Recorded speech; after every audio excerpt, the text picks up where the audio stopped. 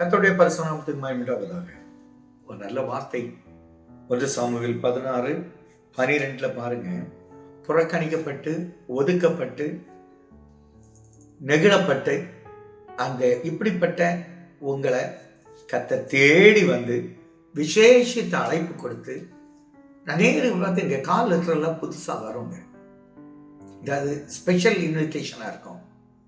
அப்படி அழைத்து முக்கிய நபராக கர்த்தர் எடுத்து உயர்த்த போகிறார். வசனத்தை வாசி கேட்போம். ஆள் அனுப்பி அவனை அழைப்பித்தான். அவன் செவந்த மேனியும் அழகிய கண்களும் நல்ல ரூபமுள்ளவளமாய் இருந்தான்.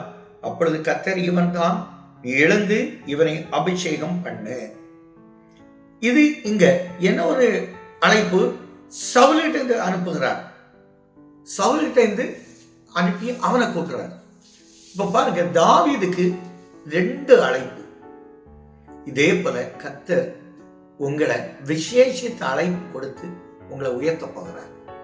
புறக்கணிக்கப்பட்ட தாவீது, எல்லா சகோதரர்களும் நல்லா படிக்க வைத்த, நல்ல இடத்துல உயர்த்தின ஈசாய், இப்ப பாருங்க, இவனை பார்த்த உடனே தாவீதுக்கே சவுலுக்கே ஒரு பிக்ஸ் ஆயிட்டான், இதான் அப்படின்னு.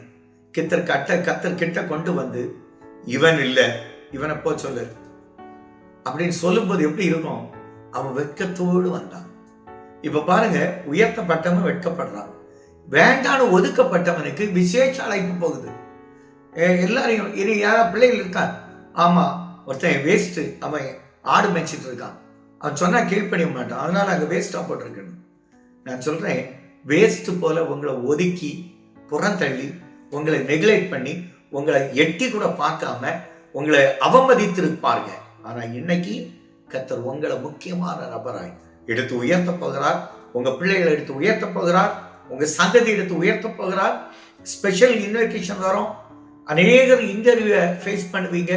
அநேகர் ஃபாரின் போறதுக்கு ஸ்டெப் எடுத்திருப்பீங்க. அந்த அழைப்பு வரும்.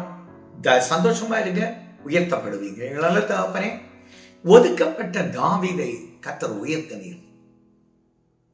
ஒதுக்கப்பட்டு புறந்தள்ளப்பட்ட யோசேப்பை கர்த்தர் உயர்த்தினீர். ஒதுக்கப்பட்ட மொர்தெகாய் உயர்த்தினீர். இதே போல உயர்த்தி ஆசீர்வதித்து நன்மை செய்வனால பிதாவே, ஆமென்.